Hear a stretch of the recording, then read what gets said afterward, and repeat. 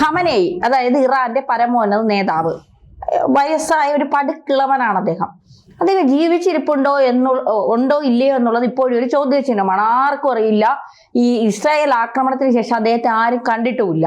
പക്ഷെ ഇപ്പോഴും എവിടെയൊക്കെ ഇരുന്ന് എന്തൊക്കെയോ കാര്യങ്ങൾ പറയുന്നുണ്ട്. ഞാൻ ഇപ്പൊ ഇസ്രായേലിനെ തീർക്കും, അമേരിക്കയെ തീർക്കും, അവരെ തീർക്കും, ഇവരെ തീർക്കും എന്നൊക്കെ പറഞ്ഞ് ഇപ്പൊ ബങ്കറിലേക്ക് വീണ്ടും പോയി എന്ന് പറയുന്നുണ്ട്. യഥാർത്ഥത്തിൽ ശരിയാണോ? ഇദ്ദേഹം ജീവിച്ചിരിപ്പുണ്ടെന്നതിന് എന്തെങ്കിലും തെളിവുണ്ടോ? ബംഗറിലേക്ക് ഇപ്പം പോയെന്നല്ല, പുള്ളി അന്നോട്ടേ ഒളിവില്ല.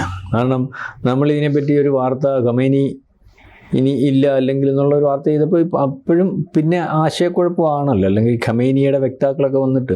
പക്ഷേ അദ്ദേഹത്തിൻ്റെ അശരീരി മാത്രമേ നമ്മൾ മിഡിൽ ഈസ്റ്റിലെ യുദ്ധത്തിനകത്ത് ഇറാനിൽ കയറി ഒരു 100ഓളം യുദ്ധവിമാനങ്ങൾ കയറി ഒരു ആക്രമണം നടത്തിയില്ലേ അന്ന് ബൈഡൻ?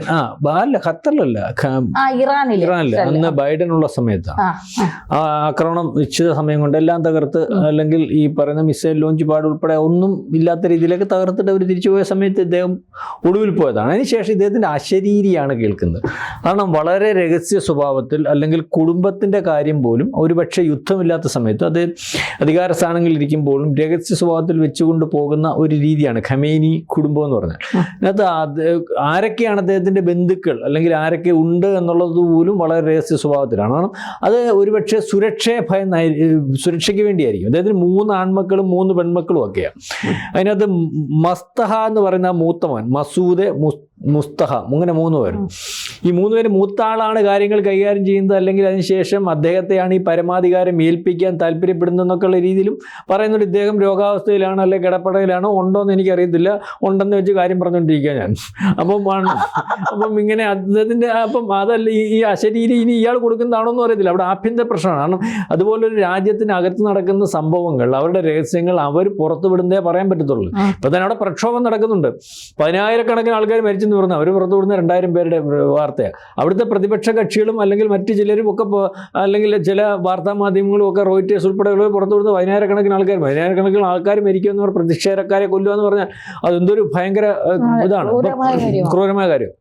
അപ്പം ഇതിനകത്ത് കഴിഞ്ഞ 2 ദിവസമായിട്ട് നമ്മൾ നടത്തിയ ട്വിസ്റ്റ് ഈ ഇറാനെ കൈകാര്യം ചെയ്യുന്നതിന് വേണ്ടി ഇസ്രായേൽ നോക്കിയിരിക്കുകയാണ്. കാരണം പ്രോക്സികളുടെ രാജാവാണല്ലോ ഇസ്രായേലാണല്ലോ ആദ്യം, അല്ലെങ്കിൽ ആദ്യത്തെ ശത്രു ഇറാന്റെ. അപ്പം ഇസ്രായേലിന് ഇറാൻ, അല്ലെങ്കിൽ ഈ ഖമേനി എന്ന് പറയുന്ന ആളുടെ കയ്യിൽ, അല്ലെങ്കിൽ ആ നിയന്ത്രണത്തിൽ ഈ ഇസ്ലാമിസ്റ്റ് ഭരണം കൊണ്ടുപോകുന്നത് മാറ്റം വരുത്തണം ദീർഘകാലമായിട്ട് ആഗ്രഹിക്കുന്നു.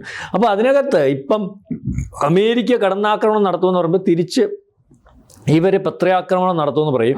ഈ GCC രാജ്യങ്ങളിൽ അമേരിക്കയുടെ അറിയാമല്ലോ ഈ താവളങ്ങളുണ്ട്. ആ താവളങ്ങളിലേക്ക് സൈനിക താവളങ്ങൾ, ഈ താവളങ്ങളിലേക്ക് ഒന്ന് തിരിച്ചടിക്കും, അമേരിക്കയിലേക്ക് അടിക്കുന്നുണ്ട്. അതുകൊണ്ട് GCC രാജ്യം ആശങ്ക അറിയപ്പെടുത്തി വല്ലാത്തൊരു പ്രതിസന്ധിയില്ല. അതിൻ്റെ കൂടെ തന്നെയാണ് ഇപ്പം ഇറാന് പിന്തുണയുമായി റഷ്യയും, ഒരുപക്ഷെ ഇന്നലെ ചൈനയൊക്കെ വ്യക്തമായിട്ട് വന്നത്, ഖത്തറും വന്നിട്ടുണ്ട്. അപ്പം പിന്തുണ ഏറുന്നു. അപ്പം അതുകൊണ്ട് എങ്ങനെ ആയിത്തീരുമെന്നുള്ളതിനെ പറ്റി അമേരിക്കൻ പ്രസിഡന്റ് അറിയത്തില്ല. ഏതാണ്ട് അമേരിക്കൻ പ്രസിഡന്റ് പറഞ്ഞ് തൽക്കാലത്തേക്ക് ഞാനൊന്ന് ഒതുങ്ങുകയാണ്, ഇയാളെ വിശ്വസിക്കാനൊന്നും പറ്റത്തില്ല കേട്ടോ. അപ്പോൾ അതിൻ്റെ കെയർ ഓഫിലാണ് ഇപ്പം ഒളിവിൽ പോയി ബംഗറിലാണ്, എവിടെയാണെന്ന് അറിയാൻ പറ്റത്തില്ല. കാരണം ഇത് വളരെ അപകടം പിടിച്ചൊരു സാധനമാണ് ഇയാളുടെ പുറയിൽ നിൽക്കുന്നത്. ഈ പറയുന്ന ഇറാനിൽ ആരൊക്കെ ഇയാളുടെ വട്ടം നിൽക്കുന്നതും പോലും മൊസാദാണെന്നുള്ള കാര്യത്തെ പറ്റി അറിയത്തില്ല. ഈ 7 ലെയർ സിസ്റ്റത്തിലാണ് ഇവരുടെയൊക്കെ സെക്യൂരിറ്റി ഉള്ളത്. അതിനകത്ത് നമ്മൾ പറയുമ്പോൾ മിഡിൽ ഈസ്റ്റ് യുദ്ധം നടന്ന സമയത്ത് പലയിടത്തും അതിനകത്ത് പൊട്ടിത്തെറിച്ചു. അല്ലെങ്കിൽ നേരത്തെ അതിനകത്ത് കയറി ആക്രമണം നടത്തിയപ്പം ഡ്രോൺ ആക്രമണം അവിടെ നടത്തിയ എങ്ങനെയാണെന്നറിയോ? അല്ലെങ്കിൽ 10-13 പേരെ കൊന്ന ഓർമ്മയുണ്ടോ? അവരുടെ ഇറാനകത്ത് നിന്നാണ് അന്ന് ഇസ്രായേൽ ഡ്രോൺ ആക്രമണം മൊസാദ് ഓപ്പറേറ്റ് ചെയ്തത്. കാരണം ഈ ഇറാനകത്ത് ഡ്രോൺ ആക്രമണം നടത്തുന്നതിന് ലോഞ്ച് പാടുകൾ ആ രാജ്യത്ത് വെച്ചിട്ട് ഇത്രയും ആൾക്കാരെ കൊല്ലുന്ന ഒരവസ്ഥ ഒന്ന് ആലോചിച്ച് നോക്കി. അപ്പോൾ എത്രത്തോളം അതിനകത്ത് ഈ പറയുന്ന മൊസാദ് എന്ന് പറയുന്ന, അല്ലെങ്കിൽ ലോകത്തെ ഞെട്ടിച്ചിട്ടുള്ള ഇസ്രായേലിൻ്റെ ചാരസംഘടന അവർ ഇൻവോൾവ് ആണ്. ഇപ്പോൾ ഇയാൾ ഒളിവിൽ പോയത് എവിടെയാണെന്നോ, അല്ലെങ്കിൽ സാറ്റലൈറ്റ് ഫോണുകൾ പോലും ഉപയോഗിക്കാത്ത അവസ്ഥ. നേരത്തെ പറയുന്നത് മണ്ണെണ്ണകളൊക്കെ ഉള്ള, ലൈറ്റ് പോലും ഇല്ലാത്ത ഇരുട്ടത്തെ കണ്ട് കുത്തിയിരിക്കുകയെന്നാണ് പറയുന്നത്. ഇപ്പോൾ സാറ്റലൈറ്റ് ഫോണുകൾ പോലും. കാരണം നേരത്തെ ഇവിടെ ഒരു സൈനികനെ ഉണ്ടായിരുന്നു, നമ്മൾ ഏറ്റവും ചർച്ചയായിട്ടുള്ളൊരു വിഷയമാണ്. ഏറ്റവും വലിയ സൈനിക മേധാവിയായിട്ടുള്ള ബഹ്റിൽ നിന്ന് വരുന്ന സമയത്ത് ഈ ഹൊറൈസിൻ സുലൈമാനി, അയാളെ ലേസർ ബോംബ് വെച്ചിട്ടൊന്ന് തട്ടിയതാണ്. അതുപോലെ പല ശാസ്ത്രജ്ഞന്മാരെ യാത്ര ചെയ്തുകൊണ്ടിരിക്കുന്ന സമയത്ത് ഒന്നും അറിയത്തില്ല, യാത്ര ചെയ്യുന്നു, തൊട്ടടുത്ത സീറ്റിൽ ഭാര്യ ഇരുന്നാൽ പോലും ഭാര്യയ്ക്ക് പോലും കുഴപ്പമില്ല, ഇയാളുടെ കഴുത്ത് കണ്ടിച്ചിട്ട് അങ്ങ് പോകും. ആ കഴുത്തെ കൂടെ അന്നേരത്ത് അത് അത്രയ്ക്ക് വിദഗ്ധമായിട്ട് കാര്യങ്ങൾ ഓപ്പറേറ്റ് ചെയ്യാൻ സാധിക്കുന്ന ആയുധങ്ങളും, അല്ലെങ്കിൽ അതുപോലെ രഹസ്യാന്വേഷണ സംവിധാനവും അല്ലെങ്കിൽ മൊസാദ് പോലുള്ള സംവിധാനവും ഉള്ളിടത്താണ് ഇപ്പം അവർക്ക് കൈകാര്യം ചെയ്യാൻ പറ്റാത്ത രീതിയിലേക്കുള്ള ആഭ്യന്തര യുദ്ധം അവിടെ നടക്കുന്നു. ആ ആഭ്യന്തര യുദ്ധത്തിന് പരസ്യ പിന്തുണയുമായിട്ട് അമേരിക്ക വരുന്നു. അമേരിക്ക ഇന്നലെ ഈ പറയുന്ന ഇവർ പറഞ്ഞ് നിന്നെയും കാച്ചും, ഇതുവരെ നേരത്തെ 1-2 വെടിയുണ്ട പാഴിപ്പോയതാ, ഇനിയത്തെ വെടിയുണ്ട ഇനി മിസ്സാവില്ല. ഇത് കണ്ട് അയാൾ പേടിച്ചു. അയാൾ പേടിച്ചിട്ട് അയാൾ നിർത്തി. പക്ഷേ നെതന്യാഹുവും ഇസ്രായേലും ഒന്നും അങ്ങനെ പേടിക്കുന്നില്ല. അവർക്ക് പേടിച്ചാൽ ജീവിക്കാൻ പറ്റത്തില്ല. മനസ്സിലായില്ലേ? അവർക്ക് ഇവനെ ഈ നെതന്യാഹു പറഞ്ഞതുപോലെ എന്ന് ആയുധം താഴ്ത്തു വെക്കുന്നു അന്ന് ഞങ്ങളുടെ രാജ്യം കാണത്തില്ല. അപ്പോൾ അവർ ഇതിനകത്ത് കയറി പണിയുമോ എന്നുള്ളതാണ് വിഷയം. കാരണം ഇതിനകത്ത് വലിയൊരു കുഴപ്പമുണ്ട്. നമ്മൾ വിചാരിക്കുന്നതല്ല. ഇയാളെ ഈ ലോകം മൊത്തം കാണുന്നത് ഷിയായുടെ ഏറ്റവും പരമോന്നതമായിട്ടുള്ള മതപണ്ഡിതനായിട്ട്. ഇയാളുടെ മരണം നിസ്സാരമായിട്ടുള്ള ഒരു ആഘാതമായിരിക്കത്തില്ല ലോകത്ത് പലയിടത്തും ഉണ്ടാക്കാൻ പോകുന്നത് എന്നതിനെപ്പറ്റി ഒരു ആശങ്കയുണ്ട്. അത് പാകിസ്ഥാനിൽ പോലും ഷിയ നല്ലതുപോലെ ഉണ്ട്. അപ്പം ഈ പാകിസ്ഥാനകത്ത് ഇപ്പം അമേരിക്ക ഈ പറയുന്ന ഇറാനെ ആക്രമിക്കുന്ന ഒരവസ്ഥ വരുമ്പോൾ പാകിസ്ഥാൻ്റെ ഭാഗമായിട്ട് മുനീറും അല്ലെങ്കിൽ ട്രംപും ഒക്കെ നിൽക്കുന്നില്ല. പാകിസ്ഥാനകത്ത് ആഭ്യന്തര പ്രശ്നമാണ്. അപ്പോൾ പല രാജ്യങ്ങൾക്കകത്തും ഇതുണ്ട്. അപ്പോൾ അതുകൊണ്ട് തന്നെയാണ് ഈ ട്രംപിനൊരു ഭയം. ട്രംപ് ലോകം മൊത്തം നിയന്ത്രിക്കാൻ നിൽക്കുകയും ലോകം മൊത്തം സൈന്യത്താവളം നടത്തും അല്ലെങ്കിൽ കാര്യങ്ങൾ നടത്തുമ്പം ഈ കൂടെ നിൽക്കുന്നവർ പലരും ഈ ഒരു വിഷയത്തിൽ വിട്ടുപോകുന്നൊരവസ്ഥയുണ്ട്. അപ്പോൾ തന്നെ ഈ നമ്മൾ കണ്ടില്ലേ, ഈ ഗ്രീൻലാൻഡ് പിടിക്കുന്ന സമയത്ത് നാറ്റോ രാജ്യങ്ങളും യൂറോപ്യൻ രാജ്യങ്ങളും പറഞ്ഞ് ഈ ഗ്രീൻലാൻഡ് പിടിക്കാനൊന്നും പറ്റത്തില്ല, ഞങ്ങൾ നിങ്ങൾ പറയുന്ന ത്രെട്ടൊന്നും അവിടെ ഇല്ല, അഥവാ ഉണ്ടെങ്കിൽ ഞങ്ങൾ അവർക്ക് സുരക്ഷ ഏർപ്പെടുത്തിക്കൊള്ളാം എന്ന് പറഞ്ഞു. അപ്പം ഈ ട്രംപിന് പല ഭാഗത്തു നിന്നും ട്രംപിൻ്റെ തീരുമാനങ്ങൾ എടുക്കുന്നതിനകത്ത് തിരിച്ചടികൾ ഉണ്ടാകുന്നു. അത് രാജ്യത്തിനകത്ത് നിന്നുണ്ടാകുന്നു, പാർട്ടിക്കകത്തു നിന്നുണ്ടാകുന്നു, അല്ലെങ്കിൽ സഖ്യരാജ്യങ്ങളിൽ നിന്നുണ്ടാകുന്നു. ആ രീതിയിലെ കാര്യങ്ങൾ പോകുന്നു. അപ്പോൾ ഇറാൻ്റെ ഈ ഖമേനി എന്ന് പറയുന്ന ആൾ ഉണ്ടോ എന്ന് എനിക്കറിയത്തില്ല.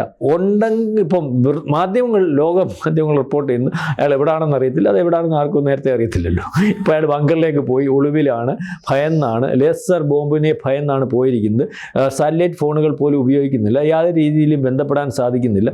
അത് പ്രക്ഷോഭം അല്ലെങ്കിൽ ഒരുപക്ഷെ അവിടെ ഒതുക്കണം അല്ലെങ്കിൽ ഒതുങ്ങണം, ആ രീതിയിൽ കൊണ്ടുപോകണം. അല്ലെങ്കിൽ പ്രക്ഷോഭകാരികൾക്കെതിരെ ഗവൺമെൻറ് സ്പോൺസേഡ് പ്രക്ഷോഭവും അവിടെ നടക്കുന്നുണ്ട്.